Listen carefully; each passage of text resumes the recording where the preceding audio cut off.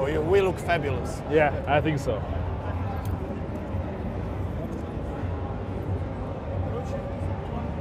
Okay, shall we start? Okay.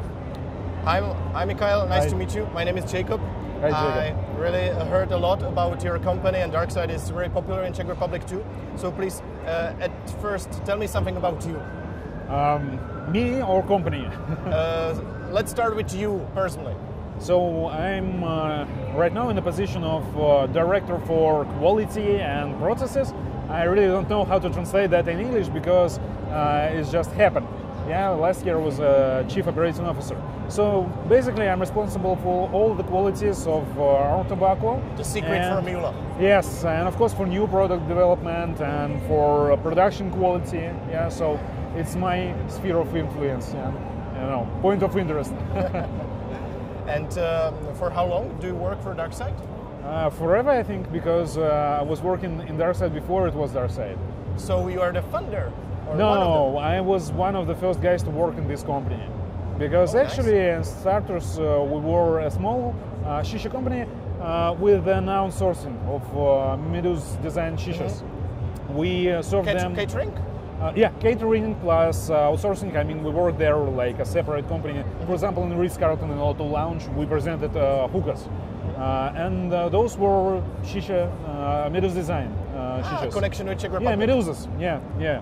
So we started with them, and at that point I was firstly a hookah master for 3 months, and later manager, service manager, and then so you know the service drill. Director. Huh? So you know the drill with hookahs. Yeah. You've been through everything. So I had my experience with that, and after some time we created tobacco, and then we became Darkside. Before we were Our Smoke, and I was working even in Our Smoke 10 years ago. Is the company called Dýmkařův the base for Darkside, or because we had Dýmkařův 5 or 6 years ago in Czech Republic officially, but then they disappeared. Yeah. And after some years, Darkside came in, and I heard some rumors that Dýmkařův just transferred into Darkside. Is it true, or what's the story behind the company? Okay, so there was a certain point in time, it's like 2011, when we couldn't buy tobacco for our hookah service,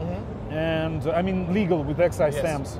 We were using Alphaker at that time, and the distributor couldn't, bring enough product. So, and we were like working with 5 liters in a lounge, which is crazy. You can't do like that. So double apple, and cardamom, cinnamon, something like that. So and we had to solve this trouble. Yeah. And we decided to buy a license to produce our own tobacco, so quality of which we will control. So we found tobacco and bought a license from them to create tobacco, to produce tobacco. And we've been working with them for like 1 or 1.5 years, and we had some issues with them because they didn't develop their product. It wasn't very good, too good for Russian taste, for Russian market. We had to develop that, and they didn't want to do that. Because of that, we had to, stop working with them and to recreate everything, start over. So then it was, firstly it was tobacco, then we get rid of that and created D-tobacco. And it was D-gastro, D-mini, and some other things. Yeah. On base of that, on top of that, we decided to create something on barley-based blend. Before it was only Virginias. And we created Darkside at that time. It was 2015 when we put it on the market. And then we became Darkside. So it was like a natural evolution process. So first it was a service company, Our Smoke, then it was tobacco, then D-tobacco, and now it's Darkside. And also Daily Hookah, right? Yeah, Daily Hookah was created in 2016 after the success of Darkside. We decided to redo some things with the gastro. But in the process of that, we decided that we much easily can create a new line at all, yeah, with a whole different process, different flavors, different philosophy, and we did that with Daily Hookah, yeah. So because it's quite separate from everything we did before, and it's our experience working with Virginias like embodied in the daily hookah. I know daily hookah for the longevity of flavors, and it's amazing the amount of juice in there. I really like your tobacco. Yeah. It's It was great like that. tangerine or tangerine?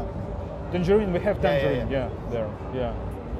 Okay, so It's Starline actually in Europe, Yeah. I was a little confused. Okay, maybe that's my second question. Last Shisha Messe, you entered the German market and the European market. How to say it? It was hard, or it was softer than you imagined? It was, I think, different from what we imagined. We expected some troubles, we didn't get them, but something else came up. Actually, it's a bit complicated, but you know, the most complicated thing is building bridges between different ideas and opinions of tobacco. Yeah, because what we have here in Russia was Darkside created for this market. Yeah, and now we are thinking what to do with Darkside for Europe. What difference should be included? What differences are in smoking, in the process of serving and smoking and developing flavor. So it's a bit tricky, but it's very interesting. I think we don't have any big issues with that. So it's just a very slow but interesting process. Yeah. Please tell me, there is a big rumor in Czech Republic that German Darkside and Russian Darkside are not the same and that they taste different. Could you please correct it, or is it? We have the same rumor in Russia that German is somehow better because they like Germans better than their own people. So it's like a joke, you know. And there are some guys who want to say some things because it's just funny. Just making waves. Yeah. Actually, we produce same tobacco for Germany and for Russia, and even on the same factory. Yeah. So it's a factory in Nizhny Novgorod, and we have just the same recipes in Russia, in Europe. So no differences at all, apart from packaging. Packaging, of course, different. Yeah. So the same recipes. But you know, it's for this point in time. Yeah, because I always said that if we have to make some differences for the customers in every region, if we understand that properly, we can do that. Yeah, and produce it separately, but not for now. I know I spotted a lot of tablets at Shisha Messe with asking opinions about flavors and tobacco, so you have to know your new market, right? Yeah, of course. Oh, thank you. Switch it. Your traditional way of passing a hookah. Yeah. This kind of hookah culture, the etiquette, is spreading through Czech Republic. Because I think it's just polite to thank people with touching non-verbally. It's part of the culture. Yeah, I know that. It's a bit funny war between our hookah masters, either we should do that or not, so a lot of talks. And 2020, new decade. What do you plan for Europe, maybe the world? So we are planning to come to some new countries, to open some new countries for our sales. Czech Republic? Yeah, we are planning on Czech Republic this year, as far as I know. And there are some other European countries. We have plans of reworking some lines that we produce for Russia. For example, right now I'm working on the rare line. We have some new line coming just this spring. It's a Darkside Shot. Darkside Shot? Yeah. It's like something in between for both guys who don't have too much experience in hookahs and for advanced users. Okay. So for situations when you want to come to some kind of, I don't know, outskirts of a big city, I mean dacha or summer house or something like that, they have a huge party and everyone has different, opinion on flavors, and they can smoke the same strength of tobacco. So we created something for them all. Yeah, when you have universal Darkside, right? Huh? So-called universal Darkside. Yeah, it's in between daily hookah and Darkside actually. So we took the best flavors from both brands and we put them on base line and created something that you can buy pre-mixed But it's not just a mix of ready flavors from Darkside. It's the best flavors from both brands that are combined, especially for that. And it's still barley, or is it mixed with barley. virginia? It's barley. It's barley, but it's a light barley because you know in situations when you want to smoke something mixed, and with a mixed company of your friends, someone smokes only light tobacco, someone wants strength. It's like a compromise, and it's created with a very complicated mixes. Okay. So it's like a shot, you know. So. And what was the first flavor you actually developed? Oh, there were like 12, I think, first flavors, and one of the first popular was Darkside cookie and dark ice cream. They were the most popular at the time. Yeah. My first Darkside was at 2015, and it was red tea. And from that time, I'm really in love with this tobacco. I think it was like the second drop of tobacco. Yeah. And maybe one question about the European market. Why didn't you bring the whole portfolio of your flavors? Is it due to legislation or? It will be very complicated for users to try 50 flavors at this moment. And I think it's, it wouldn't be too objective. Because if you drop a lot of flavors at one moment, people get confused. People can get confused. And especially if we drop some complicated things like estragon, or basilic, because they are for professional they are not used to smoke it. Yeah, there are some great mixes with them, but before you add them to some mixes, you have to put on the market some basic flavors, and everyone should get acquainted with that. And after that, you can add some special things. So it's our way of doing things with For me, it's Bergamonster with basil blast. Yeah. Strange mix, but it works. Yeah, I like things like that. Yeah, because if you're tired of smoking apples and berries, you like something like that. And what flavors do you enjoy the most from your portfolio? Usually I prefer the ones that were brought on the market last. For example, right now we put Dark Spirit, which is margarita, and I like it with lemongrass from Delhi Hookah, because those two combine in some very sweet honey. I don't know how to tell this, but I like this flavor a lot in this mix. I saw that everybody sees that your marketing is extraordinary. You are branding everything, and you have the biggest stands and the biggest show. Is it something that you want to do, or is it just needed because of the other competitors?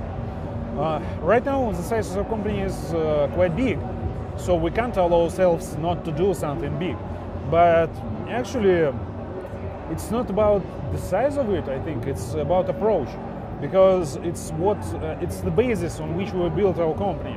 We came from professionals, because I personally work as a hookah master, and we wanted to create solutions for the guys who work in service and for the guys who want to obtain a perfect experience of smoking. So this is our focus, and we incorporated that in our marketing actually. And our marketing is like an instrument to get to the customer, to get the feedback, to see what we have to change. So maybe this is our way of doing marketing. Yeah, I think the decision making based on your customers' thoughts is the best approach. Yeah, we always try to show our faces. And maybe, what do you know about Czech Republic and hookah smoking there? Have you been there? Have you been in Prague? Yeah, it was very funny because our company was partially, created by influence from Czech Republic, because, as I said, we started our business with distribution of Czech Republic's hookahs, meduzas. And so once I came to Brno, just to visit the guys, Jacob and Irji, to say hi and to talk, because we had a very good relationship, like partners. So for me, hookahs started with the Czech Republic. Like my personal, professional story started with Czech Republic. Did you know that Medus were the first ones using silicone hoses? I always tell everyone about this. They were first guys who created the best glass bowl. The only one working at the moment, I think still. It is still so. And the first silicone hose, a lot of innovations. It was the most innovative shisha at that time. 2010, no one did that. Yeah. Even earlier, I think 2006 they started. And the cocktails and everything. Yes. We were creating a lot of our own cocktails for our service. So I think more than 100, and it was a very fun thing to do. I personally did that. It was a magic, and I loved those shishas because they were focused on the flavor, and it was like, you know, a very not the biggest clouds, not the biggest strength, but the whole flavor. So it was a perfect instrument for a professional. If you know how to use it, you will get the best result. Yeah. If you don't know, it will crash. If you don't know, you have to know. Yeah, you have to. Yeah. I was like a teacher for a school that in 5 days, you know, teach how to work with these hookahs professionally. So I did that for 2 years, I think, and I educated like 200 shishi masters to work on these shishas. So believe me, I know a lot about the Czech Republic. So you have to come back to Czech Republic. Actually, we have our little expo. It's called Ostrava v Dýmu in June, and maybe it could be great if you join us. Maybe with your tobacco, maybe a little booth. Yeah, it will be very interesting. It will be in Prague, yeah. In Ostrava. It's the third largest city with an airport, so no Good. problem. Good. So take it as my personal invitation. It could be Thank great. you. And I hope that we will come. Yeah.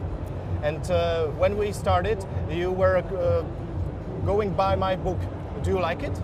Yes, because actually, I think in every country in the world there is a trouble of educating guys.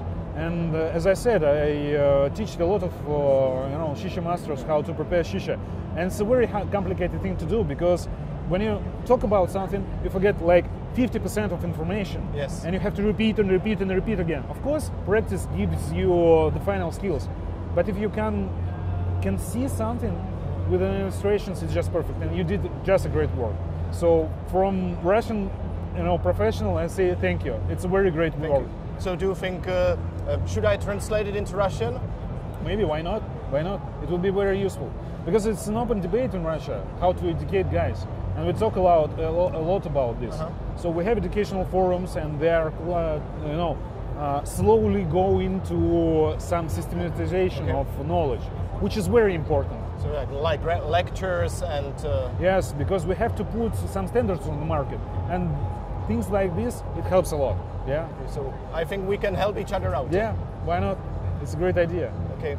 And what Darkside product, aside of tobacco, do you think most important? Is it cubes or polo shishas?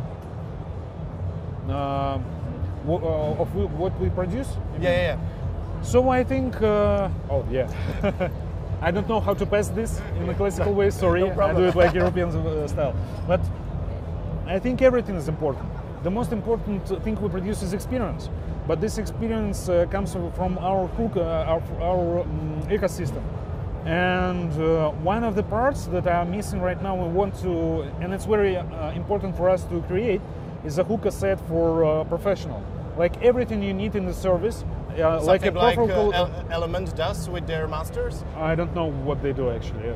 Sorry, I'm no problem. talking about some kind of workstation, which I would use personally, because everything we did was from our experience of serving shisha, and we are creating something like this at the moment. Yeah. And do you have some unique approaches in case of production? Because I spotted that your tobacco is boiled. I know you have a secret formula, but is it something that you developed by yourself? Yes, of course. Of course, it was our own experiments. As I said, when we bought a license for a ready product, there were not so many know-hows actually, and we wanted to, you know, start experimenting, and we did that. And we almost 3 months passed after we bought license, and we already came up with some solutions, with some adjustments, which we wanted to incorporate, you know, in this product. Into the process. But we had to, you know, make it through the central office of tobacco, and it was very slow process. Yeah, they didn't come with responses. That's why we didn't like working with them, because we want to experiment. We want to always create something new. So everything we do, we create by ourselves. Yeah. You know, Darkside is really popular in Czech Republic, and we all hope that at some time it will be officially there, because we have a big problem with the black market. I think it's also every country, of course. Every country, and the whole European legislation is making it worse. Yeah. TPD, yeah, track and trace. Yes, yes. We have a track and trace system coming in Russia this year, which is a major complication actually, and I think they will move the date of the launch of this system by some months because no one is ready actually. Yeah, but we have to adjust to that, and it gives you some kick to your evolution, yeah, so to the evolution of market, which is good, I think. In terms of legislation, do you have something bad coming in Russia? We have some complications, but we have some rumors. Everyone is talking about that, but I don't think anything that has like a breaking point, like a deal breaker, is coming. Like the ban of hookah smoking? I don't think so. I don't think so. We already had something like that. It was federal law number 15 in 2014, and this actually helped the industry because the first day in the year when it was applied, we had like, I don't know, 30 shisha lounges in Moscow. A year later, 500. So 500? Yeah, like in 1 year. So, and in all of the cities in Russia, the same story. So I think nothing killing will come. Yeah, but of course some complications they are coming, and we have to we have to adjust to that. Yeah. If you have a magic ball, what future do you see for hookah industry, maybe worldwide? Oh, I know this. Highly standardized. So we have to come to certain standards, and we have to create some, guidelines for everyone, for specialists, for lounges, how to run business, what is the quality of smoking, what is the quality of product, to take some control on this legislation. I don't mean to put there something illegal, of course. I mean to put there high standards, yes, so we look better in the eyes of law, in the eyes of public. So this is our task, and we have to do that. And if we see something good in the future, the industry is highly standardized. Everyone knows the parameters of quality, of serving shisha, of the product, of smoking, and everything. Yeah. So maybe we Everyone need some kind educated. of educational expo. Yes. Yes. Like meeting with professionals. But I think you have something here in Russia. Yeah, it's called PROKACHAEM actually, and some other forums too. They're quite new and they have some flaws, but they are trying their best. And actually, I was like a speaker for 3 times at a forum like this, and I see like a lot of interested guys coming there because they want to grow, because they want to gain experience, and it's a very good movement. I support that. And maybe for the future, is there something that should disappear from hookah community or smoking? Gray market actually, because it's one of the major troubles. We were one of the first producers in Russia who produced only legal tobacco from the day one, as we used only legal tobacco in our hookah service. And it's a very dirty competition when you have someone not paying taxes. Yes. Yeah, so last year we had a major development in taxation system, because it was reduced by 80%, so the tax itself. So it's a very good move from the state. So, and it created an opportunity to get rid of these gray areas, which is good for everyone. And actually I support track and trace system because it's one of the parts of this thing. So it's good things. And yeah. Yeah, so maybe the gray market is the biggest issue. Yeah, the biggest issue is that. And of course education. Because it's not all about taxes, it's also you need people, you need money and everything, and time to make it, and smugglers have only risk with smuggling it, not paying this kind of things. Yeah, it's the only issue actually. And maybe my last question, how do you enjoy these kind of expos? Like do, for example, go somewhere abroad, or Shisha Messe, or... Okay, so it's a good opportunity to talk to each other. It's not always a good opportunity to smoke something, because too much people smoke to not enough hookahs. Yeah, you can't put enough hookahs for 5,000, 10,000 people. Yeah, yes, it's a major issue. But actually, it's a very interesting opportunity to share opinions and views. So it's challenging, but it's interesting. And I think this one and John Kalyanov Fest are one of the best in the world. So I like Frankfurt Shisha Messe. I don't really like Dortmund Messe in the part of Shisha. Yeah, because it's too small. Yeah. There are, it's not the major focus. Cigars and... Yeah. So, and there are some other fairs, but actually internationally I was to Frankfurt and Dortmund only, so I can't say. We have a lot of small fairs in Russia right now. Almost all major cities with 1 million people or more has its own hookah festival. It's good because every time it's an opportunity to share ideas, to share experience. Yeah, I like it. Very nice. And at last, would you say something to the hookah community of Czech Republic? Guys, thank you for support. Actually, I know a lot of guys from Czech Republic. They come a lot to different fairs and we talk a lot. So I hope I can come with our product to Czech Republic and meet you there. So this year. So see you there. Okay. See you there. It was a pleasure to meet you. Yeah. Thank you. For me too.